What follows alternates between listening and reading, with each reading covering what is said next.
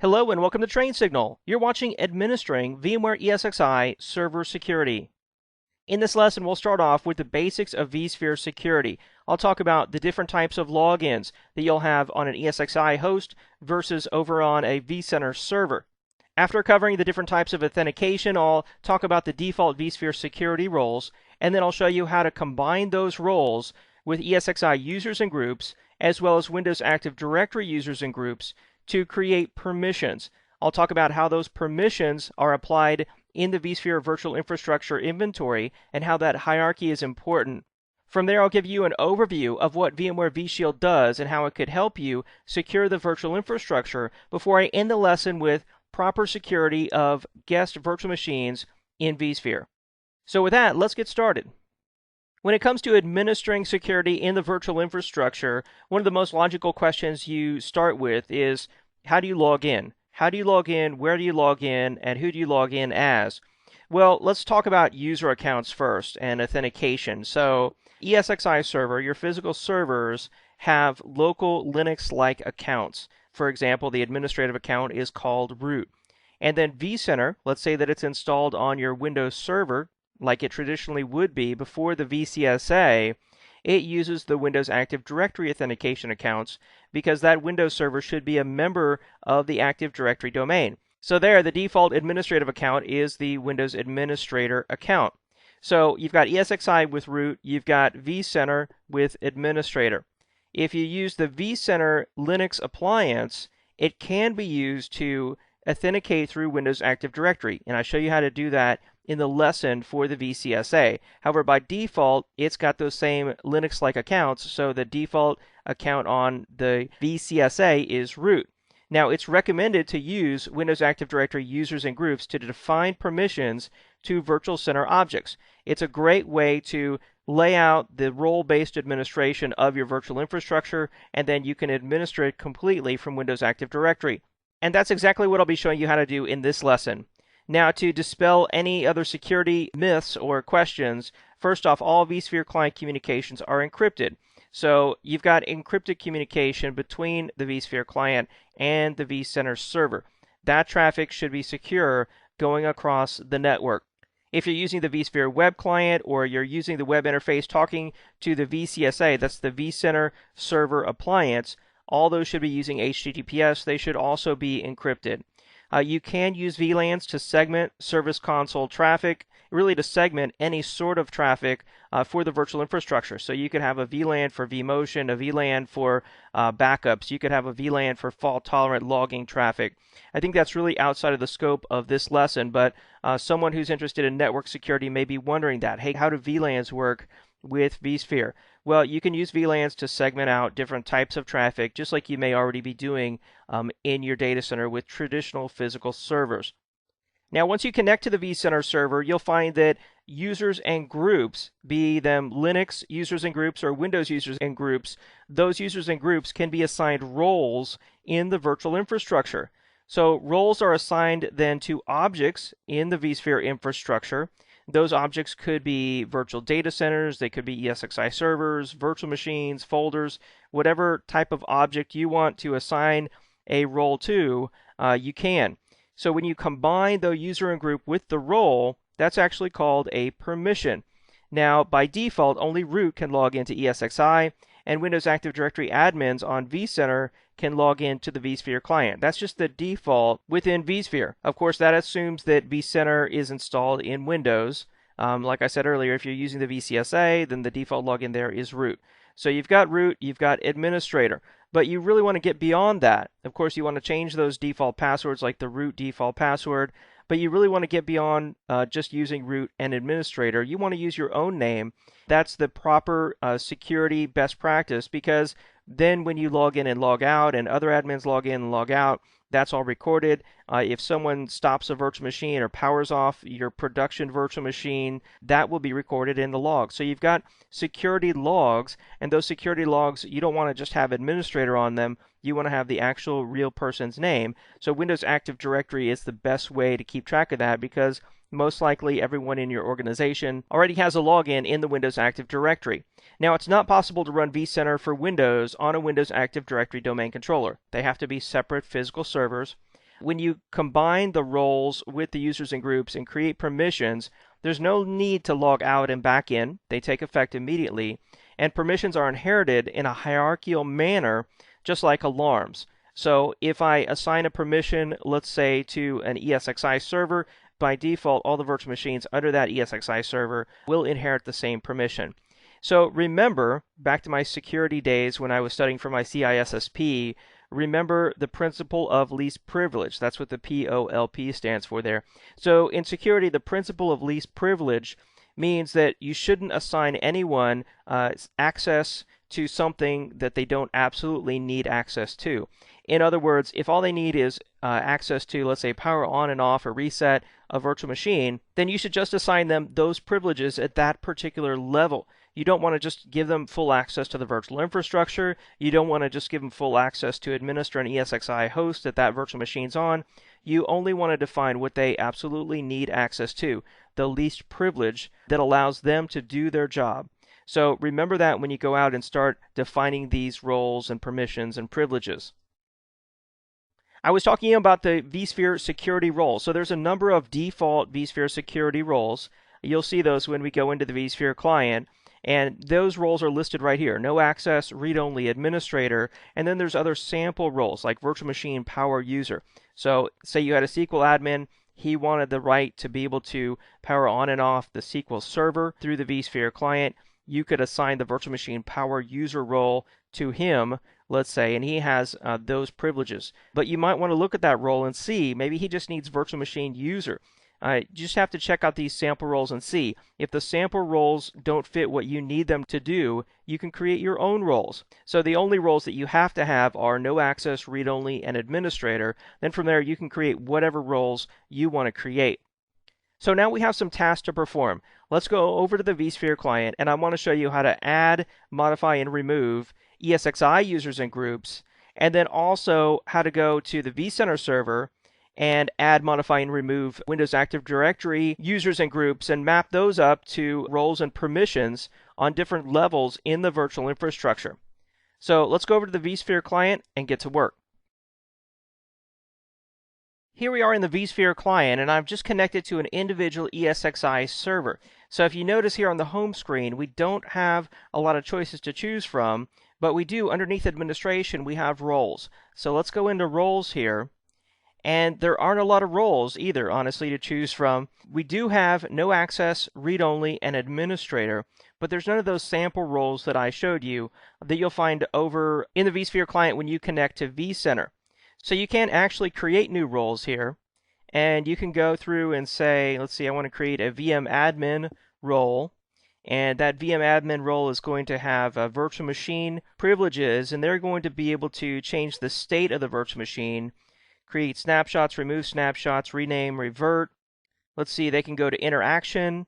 Let's say they can do all the interaction, including power on and power off. So I can say OK there. And I just created a virtual machine admin role. So you could even clone roles, or you can right-click on the roles here, and you can rename, remove, or edit them. So we have different roles that could be performed on this particular ESXi server. But we don't have any users, at least added to the virtual machine admin role. We may have users added to the administrator role. Let's go to the home screen here, and then we'll go into the inventory. We'll click on the particular ESXi server here, and then over on the right-hand side, look at the tab that says Local Users and Groups. If I click on Local Users and Groups, here's all the default accounts that are installed with this ESXi server, and probably the only one you recognize is the root account. Of course, that's the default administrative account. We can also go into groups here, and these are the default groups. So if I right-click on the root group and go into properties, the only user that's a member of the root group is the root user. I'll say cancel there. So we've got users and groups underneath local users and groups. And by the way, you won't see this tab, local users and groups, when you connect to the vCenter server with the vSphere client, and then you go and you click on this ESXi host. There won't be a local users and groups tab. Now, where the roles and the users and groups are combined is on the permissions tab right here. So if I go to permissions, there's actually 3 permissions by default that are already created. So we've got a VPX user, that has the administrator role on this object. That's the ESXi server we've selected here. We've got the DCUI user that has the administrator role on this object, and the root user that has the administrator role on this object. So those are the defaults. We've got 3 users that have the administrator role on this particular ESXi server. That's what this object is. So you can actually right-click on these and go into the properties, and you could even change the role that that user has. However, you really don't want to mess with these defaults. What I want to do instead here is right-click and go to Add Permissions. And let's say that I wanted to add a particular user and give them the virtual machine admin role. So we created this new virtual machine admin role. We can click Add Users here. We've just got our local Linux-like users. You can, however, create a new local Linux-like user. Let me click Cancel here. Let's go back to Users and Groups. Let's go to the Users view, then right-click and go to Add. And I'm just going to add a new Linux-like user. I'm going to call him David, and I'm going to set a password here. I'm not going to add him to any group, and I'm not going to grant him shell access. I'll just say OK. So now we've got this new user. Now I can go to Permissions again, right-click, click Add Permission, click Add this time, and now we've got David. We can add David. I'll double-click him, say OK. And now David has a role on this ESXi server. That's the object that we're defining this on. So if I go here, I can change that role to virtual machine admin. And then do I want it to propagate? I talked about how these roles are hierarchical and how they apply from the top down. So what that means is if we define this virtual machine admin role on the ESXi server, where we're defining it right now, and yes, propagate is checked, that means that we're going to have access, or actually David's going to have access, this new user, to perform all the privileges we gave him over here on the right-hand side with that role we created on all the virtual machines on this ESXi server. That may or may not be something that we want. If he only needs access to perform these functions on a particular virtual machine, then you shouldn't define it at the ESXi host level. You'd want to define it down on the virtual machine level, just to an individual virtual machine. To uncheck that, you would uncheck that right there. But remember, we gave this new user access to perform things on virtual machines. If we're assigning this on the ESXi server, but we're not allowing it to propagate, then we're not going to be able to perform really, I don't think, anything. I haven't tested that yet, but it makes sense that if you gave them the ability to power on and power off a virtual machine, but then applied it to an ESXi host, you're not going to really be able to do anything when you log in as that user. So let's check OK right there, propagate, yes, and I'll say OK. And now you see that David has a new role on this particular ESXi host. So now let's go ahead and open up a new instance of the vSphere client. We'll go ahead and log into the same server. I'm going to log in as David this time. Click Login. Okay, we're logged into the ESXi server. I'm logged in as David. You can see that down in the bottom right-hand corner there. And if we expand this out, let's see what we can actually do on this host. Let's say I went into configuration on the host. Then I went into networking. Notice how things are grayed out here. I can't add new networking on this server because I'm logged in as David, and he doesn't have the privileges that he would need to add new networking on the ESXi host.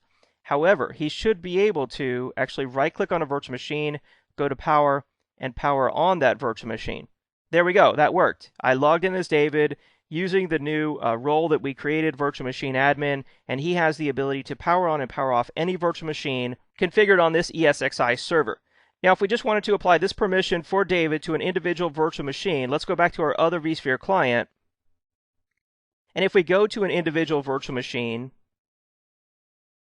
and go to the Permissions tab on that virtual machine, this is where you would do the same thing. You can see here that David has permission. It's defined on the ESX server, at the ESX server level. In fact, you can click on that, and it brings you up to the Permissions tab on the ESXi server. However, if we go back to the virtual machine, let's say that we wanted to define this just on the virtual machine. So we'll go to the ESXi server level. I'm going to right-click and then delete that permission. Then we'll go to the individual virtual machine. Notice it's gone here because we had it set to propagate down before. That's why it was here, but we deleted it at the higher level. So now I'll right-click, I'll add a permission. Again, I'll add David. Say OK. I'll set the privilege to virtual machine admin. we really don't need to propagate because we're defining this at the lowest level, the virtual machine. I'll say OK, and now you can see here it's defined on this object. So now if we log in as David, I should be able to only power on and power off this individual virtual machine. Now, before we move on and configure roles and security over through the vSphere client with vCenter, there is something I want to briefly bring up here, and that is how you can configure now an ESXi server, starting with vSphere 4.1 and later, to authenticate or access users and groups through Windows Active Directory. If I go to the ESXi server and I go to Configuration, and then down to Authentication Services, here you can see that I've added Active Directory as a directory service for this particular ESXi server, and I put in my domain, the Wired Brain Coffee Company. I had to put in my administrative username and password right here when I did that, when I added it to the domain, and now ESXi can authenticate locally to the Windows Active Directory domain controller. So if we go back to the Permissions tab here, and if I right-click and I say I want to add a new permission, and I click Add, up here under the domain where it says server, I can drop this down and I can go to the Wired Brain Coffee Company, and now this ESXi server is actually pulling Active Directory usernames and passwords. So this right here is my Windows Active Directory Administrators group. This is my Windows Active Directory Administrator account. You notice all these other accounts may look similar from when you go to an Active Directory domain controller and Active Directory users and computers. But I also have an account here under Active Directory for the user David. So I could do the same types of things I just did here using the local Linux account I created for David, but in this case I could just create the account once over in Windows Active Directory, or actually use the existing account and then add that Windows Active Directory user from the Wired Brain Coffee Company domain and give him specific virtual machine admin privileges. There we go. So now the Active Directory user David has the same virtual machine administrative privileges. Of course, the best way to administer a vSphere virtual infrastructure is to do it through vCenter, because you can configure these same types of roles and permissions across multiple resource pools, folders, clusters, and virtual data centers. So it's a much more efficient way to administer vSphere security instead of doing it per ESXi server or per virtual machine. So at this point, let me go over to my vSphere client where I've already logged into my vCenter server, and let me show you how to perform this same type of vSphere security administration. Here in this vSphere client, I've logged in as administrator from the Windows Active Directory, and we're connected to a vCenter server that's running on a Windows virtual machine in the virtual infrastructure. So this isn't the VCSA, this is your traditional vCenter server. Again, and we're logged in as admin. So if we look here underneath administration and we compare this to what we saw over on the vSphere client connected to the ESXi host, we have the same roles right here that we can configure. And when it comes to security, it's going to work very similarly, but we just have a lot more functionality here. So if we go into roles, and notice here that you have no access, read-only, administrator, and then you have all these sample roles. These samples, again, are just samples. You can use them or not, and you're also free to create your own roles here. So I can add a role, and I have all the same types of privileges that I had before, but I actually have a lot more than you just have on an individual ESXi server. But I could perform the same type of example here. I could go underneath virtual machine.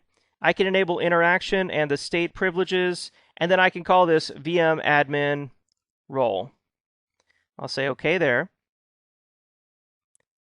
All right, so we created a new role, and now we can go back to the home screen here and then to hosts and clusters, and it's going to work the same, where we're going to combine the users with the role to create a permission. We need to pay special attention to what level of the virtual infrastructure we create that permission, because it's going to propagate downward down the inventory tree by default if we have that propagate checkbox enabled.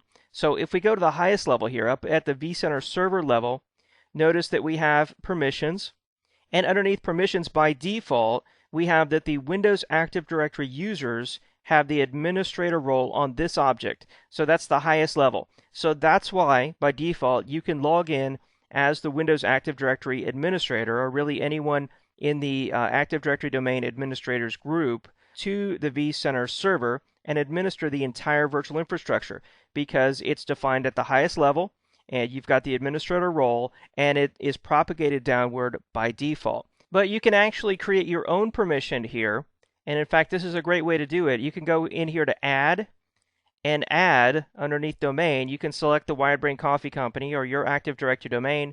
You could add an individual user, let's say David in this case, the Active Directory David, say OK here, and then we could give him the new virtual machine admin role that we defined, and we could say yes, we want to propagate it down the entire virtual infrastructure. So now he would have permissions to log in using the vSphere client and perform basic, interaction and power on and power off, and take snapshots of individual virtual machines across the entire virtual infrastructure, every data center at every level. On the other hand, we could delete this here, and then we could go to an individual virtual machine or an individual cluster or data center. Let's go to the data center level here, go to permissions, and then we'll add the same permission and give him the same role, virtual machine admin. And now he could log in, but he would only have access to perform those virtual machine administrative functions or privileges across the virtual machines inside that individual or that particular data center. So there's multiple ways to do this, and again, you need to take the level that you're defining that permission at into account when you define the permissions, and also take that propagation into account. Something that many VMware admins do is they go to the highest level up here, and then they add a new permission. They click Add here to add a user in a group, and then in the Active Directory domain, let's say that they already created a new Active Directory group called vSphere Admins. And in that vSphere Admins group, they put the individual Windows Active Directory users who are actually the vSphere admins. So instead of the Windows administrator being able to log into the vSphere virtual infrastructure, only the users who are members of that group will be able to log in. And that way you don't have someone logging in as administrator and things being logged as administrator and you really don't know who it is. So let's say that we're going to do this. We'll add the vSphere admins. We'll give them the administrator role and say OK here. And now you've got the vSphere admins who have administrative privileges across the entire virtual infrastructure. Assuming you've already added users to that vSphere admins group and you can log in as them and you know who they are, you could actually go here and delete the administrator's default permission defined at the vCenter level. But I won't do that until we've fully tested that out because, again, you don't want to delete that because then you may not be able to log into vSphere at all. So in summary, that's how vSphere security works. You can create your own custom roles or use the built-in default roles, and then you can combine those roles with Windows Active Directory users and groups to create permissions. You need to make sure that those permissions are applied at the right level or the right hierarchy of the virtual infrastructure because by default those permissions will propagate down the vSphere virtual infrastructure tree. So with that, let's go back to our slides and learn more about vSphere security. Now let's move from configuring vSphere security and talk about VMware's vShield. vShield is a more optional vSphere security product, a more advanced product, and it's actually a suite of different products with only one of them being included with any version of vSphere, and that is vShield Zones. vShield Zones actually comes with vSphere 5 Enterprise and Enterprise Plus. All the other products can either be bought individually or they're part of the vShield bundle if you want to buy them all together. So let's start with vShield Zones. vShield Zones is actually a basic application layer firewall that's included in the hypervisor, and it can filter traffic between VMware virtual machines and groups of virtual machines, and between those virtual machines and the physical server or the physical network. So vShield Zones, like I said, included with Enterprise and Enterprise Plus, and with it you create these trust zones, and then you can define with vShield Zones basically who can talk to who. That's really what vShield Zones does for you. And if it happens to be included with your version of vSphere, then I highly recommend that you check it out. So if we move on and we talk about the other types of vShield that are available, starting with vShield App. vShield App, in my opinion, is a much more advanced version of vShield Zones. So vShield Zones, we said, is a basic firewall between virtual machines and zones that you create. vShield app works at a much higher level. So it's a hypervisor level firewall. It does stateful packet filtering, and it works all the way up to the application level. So you can create very advanced rules to filter specific application types in and out of your virtual machines or your groups of virtual machines. And then they have vShield app with data security. So this can actually look at the traffic flowing across the virtual network, and it can try to find network traffic that is insecure. So basically like people's social security numbers, credit card numbers, or other sensitive traffic that you don't want going out of the virtual infrastructure. Next on the list is vShield Edge. vShield Edge is a really perimeter protection virtual firewall that can protect entire virtual infrastructures from the outside world. It could be used not only internally, but it also works great in hosted environments where you have multiple tenants and they need protection from one another. Then there's vShield Endpoint, which really enables something called endpoint security. Basically, it's kind of, you can think of it almost as a programmatic interface for third-party providers that create antivirus software that can actually protect virtual machines in the virtual infrastructure without having to install clients on each virtual machine. So it enables antivirus really across the virtual infrastructure without having to enable clients, which can bring down performance. There's vShield Manager, which you can think of as a centralized management interface for all the vShield applications. And then, like I said earlier, there's the vShield Bundle, which allows you to purchase all these vShield applications at one time for a discounted price. To learn more about VMware vShield, you can check out the vShield product family webpage over at VMware.com. They've got a lot of great videos that explain more about what vShield can do to protect your virtual infrastructure. Moving on to the last topic in this lesson, I want to talk about securing guest virtual machines, because I think many times once people move Windows virtual machines into the virtual infrastructure, they think, oh, the virtual infrastructure is secure, I don't have to worry as much about security anymore. And I want to take a moment to point out that you should treat the security of guest virtual machines just as you would any other mission critical servers. And that means, let's say these are Windows servers, you need to install antivirus, keep the Windows patches up to date, application patches up to date.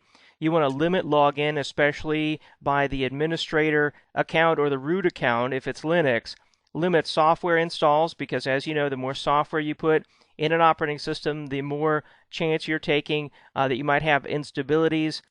You should properly secure vSphere client access, web access, and SSH access to the individual virtual machine and to the virtual infrastructure, and then keep vSphere and ESXi patches up to date. Of course, that doesn't apply specifically to the guest virtual machines, but in general, you want to protect the virtual infrastructure and do it any way you can. So a great way to help you automate the process of keeping vSphere and ESXi up to date is to use VMware's Update Manager, also called VUM. And if you haven't checked it out, VMware has a free product called VMware Go that will even help you to keep guest operating systems up to date and even the applications inside. So make sure you check out VMware Update Manager, VMware Go, and then just keep maintaining those guest operating systems just as you used to do when they were physical servers, now that they're virtualized and running as virtual machines. And that brings us to the summary for this lesson. We started off with the basics of vSphere security, how you've got your ESXi servers and they use Linux-like logins. By default, you'll log in as root there. Then you've got your vCenter server, which typically runs in a Windows guest operating system that's a member of the Active Directory domain. So you've got your administrative account that you log in with over there when you connect to vCenter using the vSphere client. So you've got these two different types of authentication, but now there's some overlap between them. So now you can enable Active Directory authentication on an individual ESXi server. I showed you how I did that. And then you've got the new vCenter server appliance. That's the Linux-based virtual machine that runs vCenter. I've got a separate lesson on that and how that uses Linux-like authentication. So you've got a default root user account that you can log in with there, but then you can also go and enable Active Directory authentication on that. Moving on from there, how vSphere security works is you've got roles in the virtual infrastructure. Roles like administrator and any custom roles that you create, and even sample roles when you connect to the vCenter server. So you've got those roles. And then what you do is you combine users and groups, either local users and groups or preferably Active Directory users and groups, together with the roles to create a permission. that permission is then placed at whatever point in the virtual infrastructure inventory tree that you want to assign that permission at. You have the option there to propagate that permission to all objects below that object in the vSphere virtual infrastructure inventory tree. So you need to take that into account. You need to take the level where you assign the permission into account and those propagations as well. I showed you how to add, modify, and remove ESXi users and groups, how to use Windows Active Directory users and groups to secure vSphere. I showed you how to define and apply roles and permissions. I gave you an overview of what vShield is and the various pieces that make up vShield. And then we ended the lesson with proper security of VMware vSphere guest virtual machines. Thanks for watching this lesson covering Administering VMware ESXi server security.